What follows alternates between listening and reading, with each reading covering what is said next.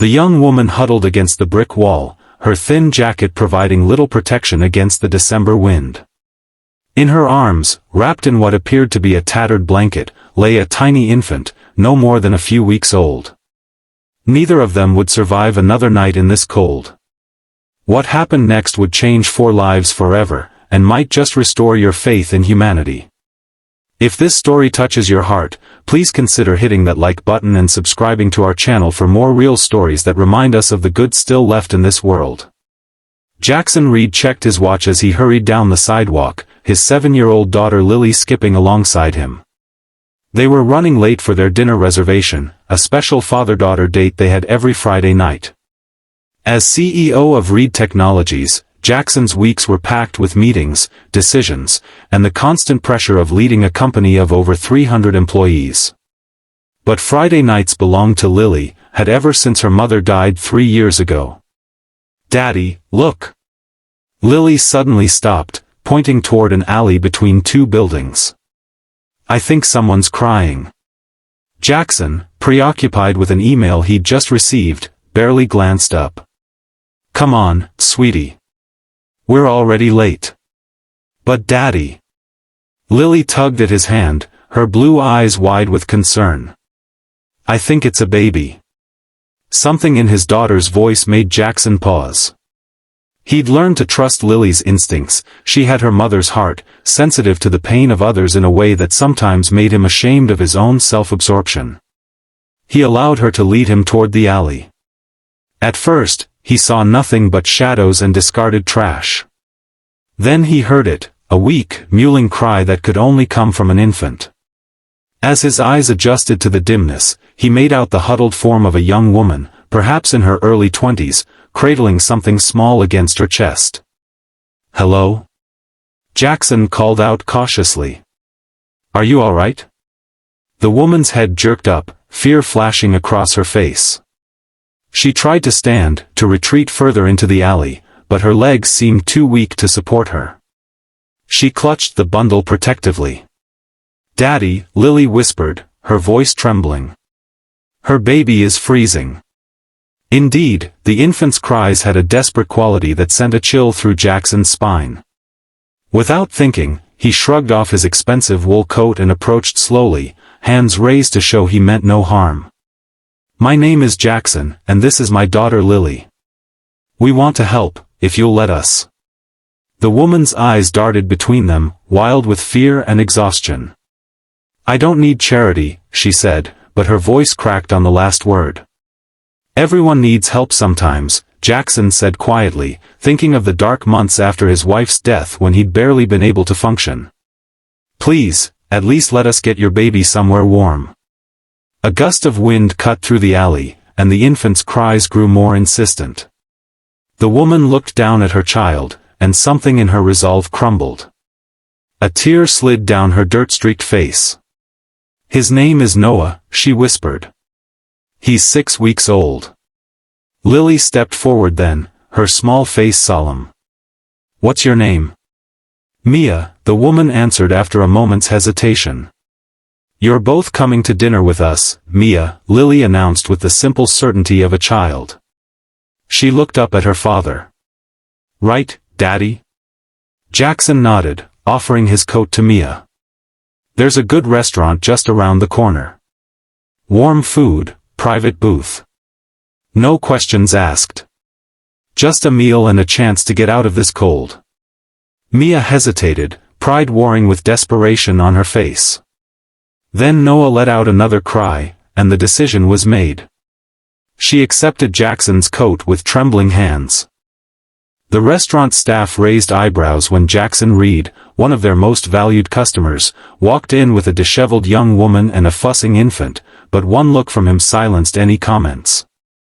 They were seated in a private corner booth, and Jackson ordered hot soup and bread to start, along with a bottle of warm milk for the baby. As Mia fed her son, her story emerged in fragments. She'd been a nursing student, just a semester away from graduation, when she discovered she was pregnant. The baby's father had disappeared at the news. Her parents, strict and unforgiving, had given her an ultimatum: give up the baby or leave their home. She'd chosen her child, believing she could manage on her own. I had savings, she explained, her eyes fixed on Noah's face as he drank hungrily. Enough for a small apartment through my last semester. I thought I could finish school, find work. She swallowed hard. Then I got sick. Pneumonia. Hospital bills took everything. By the time I recovered, I'd lost my apartment, missed too many classes to continue the semester. Where have you been staying? Jackson asked gently. Mia's silence was answer enough. Lily, who had been unusually quiet, suddenly spoke up. You can stay with us. We have lots of room. Don't we, Daddy? Jackson met his daughter's earnest gaze. The responsible thing would be to find a shelter, make a donation, perhaps help Mia connect with social services. That would be sensible, appropriate, safe.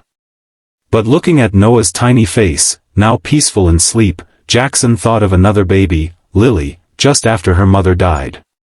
How close he'd come to falling apart completely.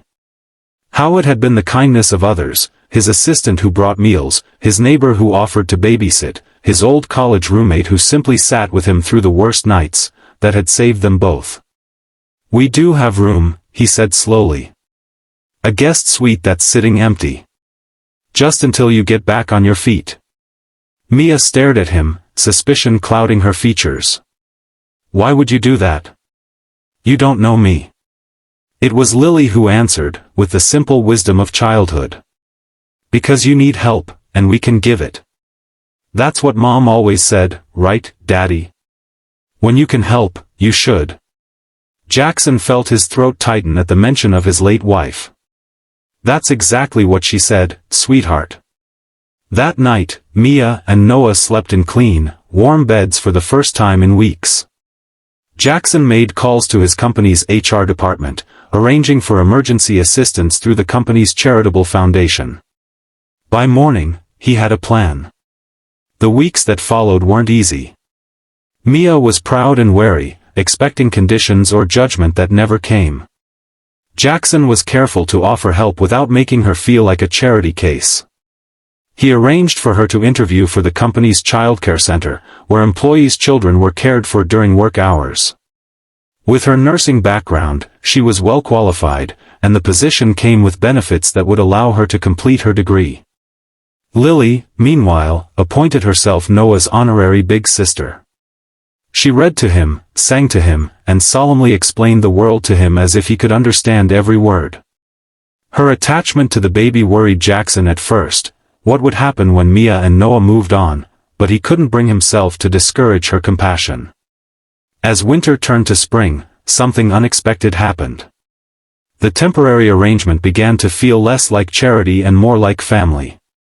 Mia's wariness gave way to gratitude, then friendship.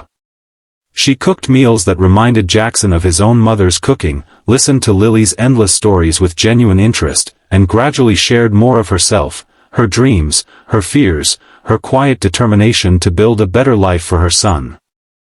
Jackson found himself looking forward to evenings at home in a way he hadn't since before his wife died. The house, which had felt too large and empty for just him and Lily, now echoed with Noah's coos and Mia's gentle laughter.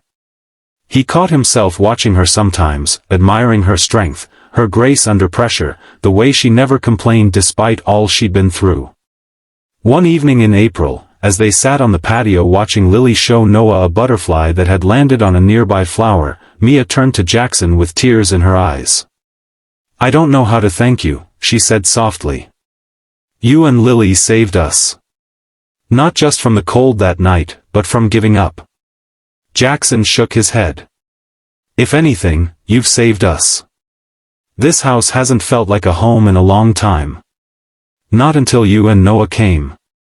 Their eyes met, and something passed between them, not romance, not yet, but possibility. The understanding that sometimes families are made, not born. I've been thinking, Jackson said carefully. The guest suite is fine for now, but Noah will need more space as he grows. There's a small house on the property, just beyond the garden. It was meant to be a caretaker's cottage, but we've never used it. It would give you independence, your own space, but you'd still be close. You want us to stay? Mia asked, her voice barely above a whisper.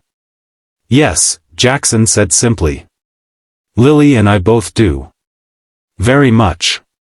6 months after that cold December night, Mia graduated with her nursing degree. Noah took his first steps in the garden between the main house and the cottage, and Lily announced to her second-grade class that she had a new brother and, sort of a new mom, but were still figuring that part out. A year later, Jackson proposed, not out of obligation or even primarily out of love, though that had grown steadily between them, but because they had built something precious together, a family forged through compassion, strengthened by shared purpose, and bound by the simple truth that sometimes the people who save us are the ones we least expect. On their wedding day, Lily, now 9, served as both flower girl and ring bearer. Noah, sturdy and smiling at 18 months, toddled down the aisle in a tiny suit, carrying a sign that read, "My mommy and daddy are getting married." There wasn't a dry eye in the church. In his vows, Jackson thanked Lily for her insistence that they stop that night, foreseeing what he had almost missed in his hurry and preoccupation. "You have your mother's heart," he told her, kneeling to her level. "She would be so proud of the compassionate young woman you're becoming." Mia, in turn, promised not only to love Jackson and Lily, but to honor the memory of the woman who had raised such a kind-hearted daughter and husband. "Your compassion saved us," she said. "And I promise to pass that legacy forward for the rest of my life." They did exactly that. The Reed Family Foundation was established the following year, dedicated to helping single parents in crisis with housing, education, and employment opportunities. The foundation's first project was a transitional housing complex with an on-site childcare center and educational resources. Mia, with her nursing background and personal experience, became its first director. Jackson often told interviewers that the foundation's work wasn't charity, it was investment in human potential. "Everyone has something to contribute," he would say. "Sometimes people just need a bridge over troubled waters to reach the other side." Lily, as she grew older, became the foundation's most passionate advocate. In high school, she organized fellow students to volunteer at the housing complex, reading to children, tutoring parents studying for GEDs or college courses, and simply providing friendship to families who often felt isolated in their struggles. Noah grew up knowing his origin story not as a tale of shame or rescue, but as proof that family can be found in unexpected places. By the time he was 10, he was helping his sister with volunteer projects.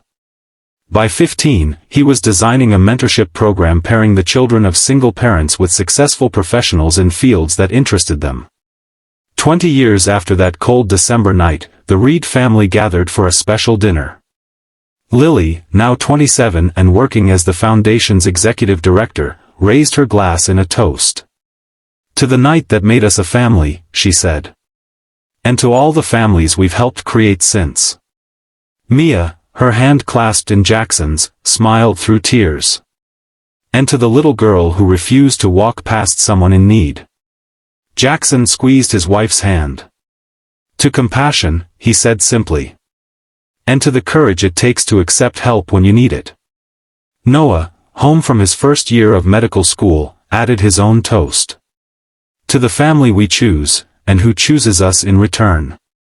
Their story spread far beyond their own family, inspiring others to look more closely at the people they passed on the street, to recognize the humanity in every struggle, and to understand that sometimes the greatest gift we can give is simply to stop, to see, and to say, "How can I help?" If this story touched your heart, please take a moment to like this video and subscribe to our channel. Your support helps us share more stories of compassion, courage, and the unexpected ways lives can intersect to create something beautiful.